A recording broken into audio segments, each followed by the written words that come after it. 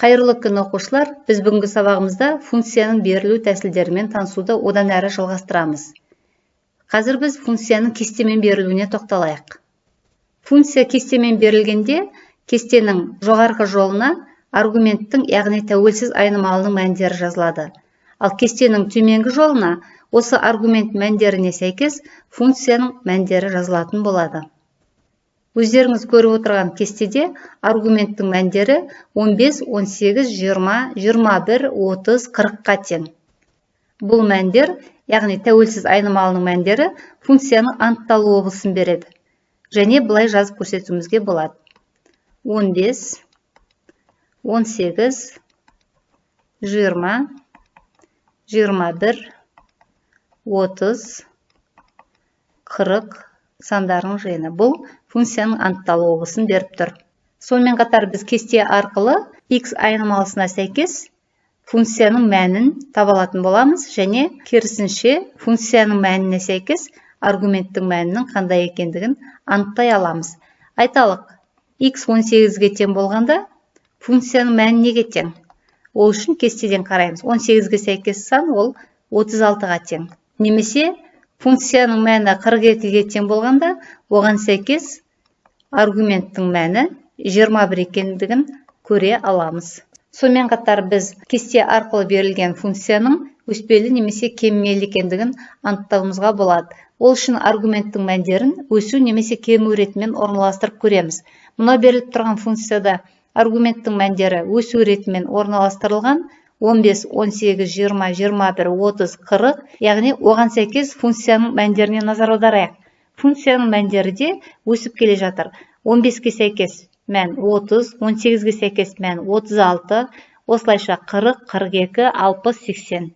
Яғни аргументтің үлкен мәніне функцияның үлкен мән сәйкес кеп тұр, немесе аргументтің кіші мәніне функцияның кіші мән сәйкес кеп тұр. Ендеше бұл функция өспелі функция болады екен. Барлық кесте ол функцияны бере бермейді. Мысалға, мына тұрған кесте, назар аударып қарайық, бұл функцияны бере ма, бермей ма, соны анықтап көрейік. Ол үшін аргументтің мәндерін қараңыздар. 0, оған сәйкес функцияның мәні -1, аргументтің 1 деген мәніне функцияның 2 мәні сәйкес кеп тұр. Сонымен қатар 2 деген мәнге 3 мәні сәйкес келеді. Тағы да аргументтің 2 деген мәніне функцияның 7 мәні сәйкес келіп тұр.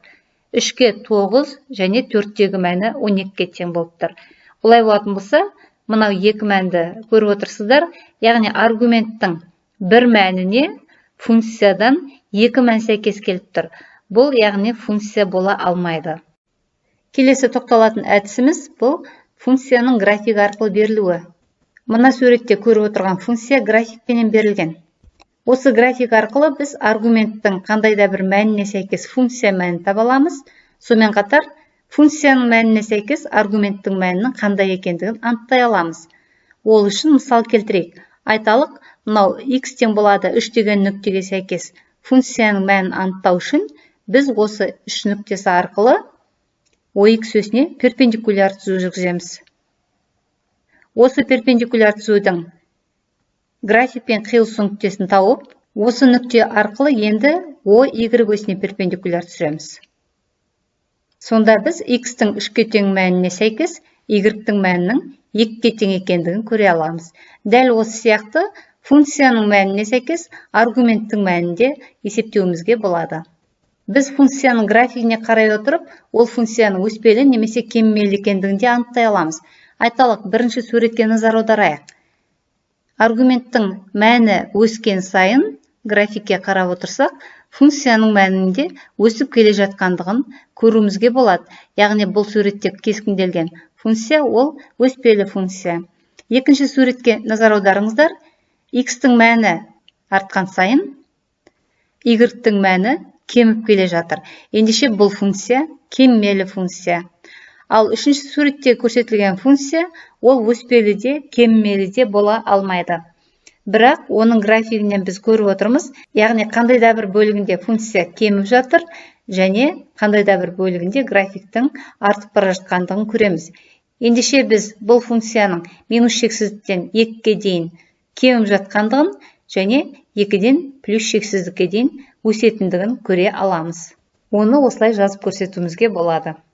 Сонымен қатар біз функцияның графигіне қарай отырып, олардың анықталу облыстарын жасаламыз.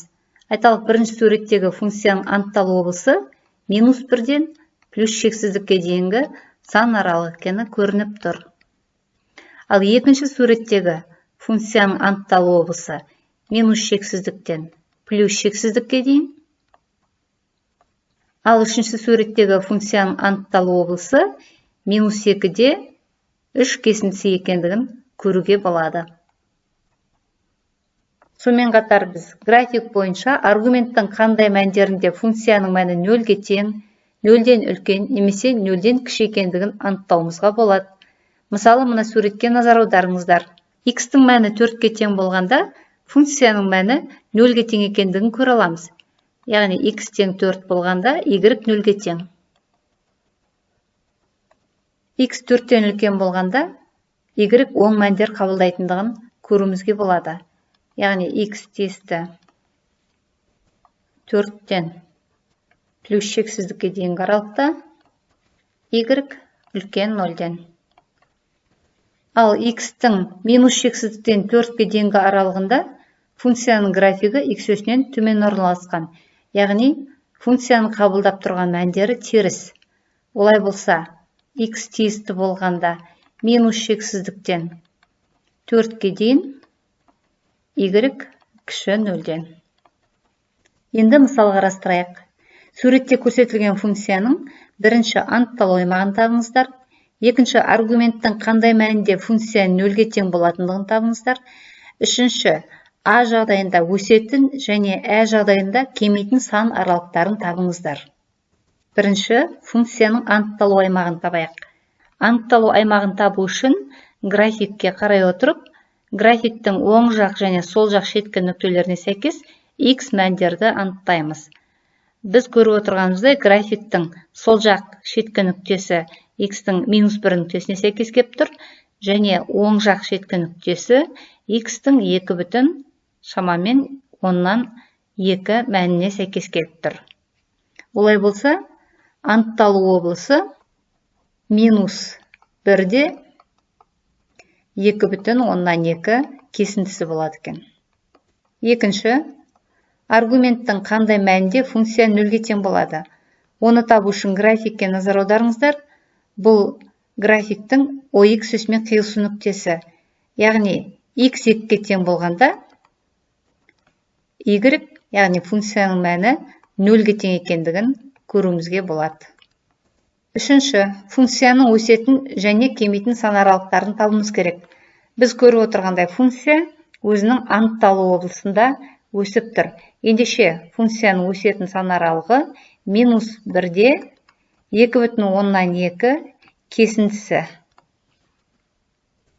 Ал енді функцияның кему аралығын қарайтын болсақ, біз графиктен функцияның кемімейтіндігін көре аламыз. Ендеше функцияның кему аралықтары жоқ. Сонымен оқушылар, біз бүгінгі сабағымызда функциялардың кестемен және графикпен берілу тәсілдерін оқып үйрендік. Енді осы сабақты тыңдай отырып, өздеріңіз мына үйге берілген тапсырманы орындаңыздар. Сау болыңыздар.